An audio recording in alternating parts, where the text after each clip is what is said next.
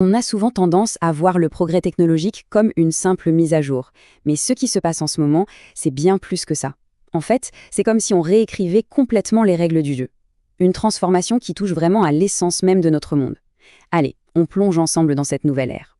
Cette phrase, elle résume tout, non?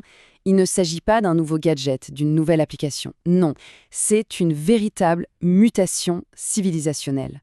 Un mot fort qui veut dire que ça reconfigure notre société, notre culture, et même ce qui fait de nous des humains.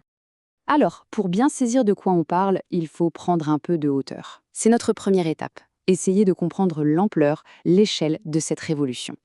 Pensez-y une seconde. Chaque grande révolution industrielle a été un véritable séisme. Au XVIIIe siècle, la vapeur a tout changé. Au XIXe, c'était l'électricité et la production de masse.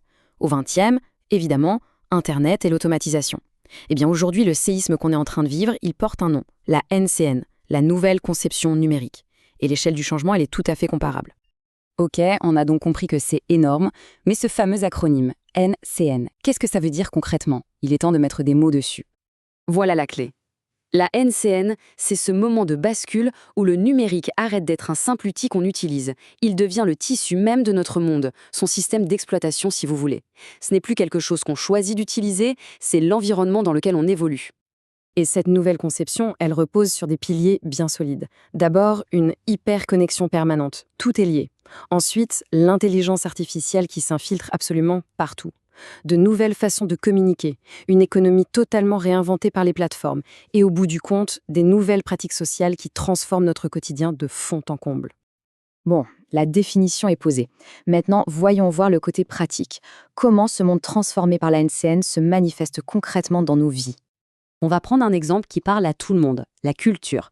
La manière dont on raconte des histoires, dont on crée de l'art, dont on transmet le savoir, comment tout ça évolue à l'ère de la NCN. Le changement est juste spectaculaire. Regardez un peu cette bascule. Hier, le gardien de la mémoire collective, c'était le griot en Afrique. Aujourd'hui, ce rôle est parfois endossé par l'influenceur numérique. Le savoir-faire d'un maître calligraphe fait face à l'art généré par une IA. Et la sagesse ancestrale transmise de génération en génération est désormais accessible en un clic sur une appli. C'est fascinant et vertigineux. Et le monde du travail, alors là, c'est à peine si on le reconnaît. On vient d'un modèle stable, le salariat, le bureau, une séparation assez nette entre le pro et le perso. Aujourd'hui, c'est le télétravail généralisé, les missions ponctuelles via des plateformes, la gig economy. Et la conséquence directe, c'est que la frontière entre les heures de bureau et le temps pour soi est devenue, complètement floue. Même l'éducation est en pleine réinvention. Fini le modèle unique qui s'applique à tout le monde. L'intelligence artificielle permet de créer des parcours sur mesure. Les plateformes en ligne font tomber les murs des salles de classe.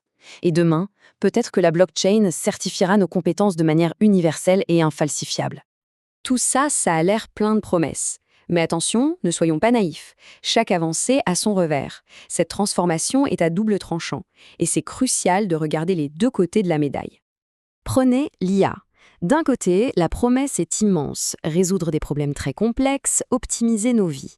Mais de l'autre, il y a le péril. Le risque que les algorithmes renforcent les discriminations existantes à cause de leurs biais ou qu'ils provoquent des bouleversements sociaux majeurs en automatisant des millions d'emplois. Cette dualité, on la retrouve parfaitement dans la bataille qui se joue pour le futur de la finance. D'un côté, on a la promesse d'une finance décentralisée, plus libre et plus inclusive. De l'autre, on voit émerger des monnaies numériques contrôlées par les États, comme en Chine, qui sont très efficaces, certes, mais qui ouvrent la porte à une surveillance totale des transactions. Ce sont vraiment deux visions du monde qui s'affrontent. Même nos villes sont au cœur de ce dilemme. L'idée d'une ville intelligente, qui optimise l'énergie et la circulation, c'est très séduisant. Mais l'infrastructure nécessaire pour ça, les capteurs, les caméras partout, peut tout aussi bien devenir un outil de surveillance de masse et de contrôle social. L'efficacité contre la liberté, c'est souvent le débat. Finalement, le message le plus important, c'est peut-être celui-ci. La technologie, en soi, n'est qu'un outil. Elle n'est ni bonne, ni mauvaise. Son impact, qu'il soit une promesse ou un péril, dépendra entièrement des choix qu'on fera collectivement. Ça dépendra des règles, de l'éthique qu'on décidera de mettre en place. Et donc, la question finale reste ouverte. Au moment où la frontière entre l'humain et la machine devient de plus en plus floue, quel avenir allons-nous choisir de bâtir? Le futur n'est pas encore écrit, c'est à nous de le concevoir. Et c'est sans doute la plus grande et la plus passionnante des responsabilités pour notre génération.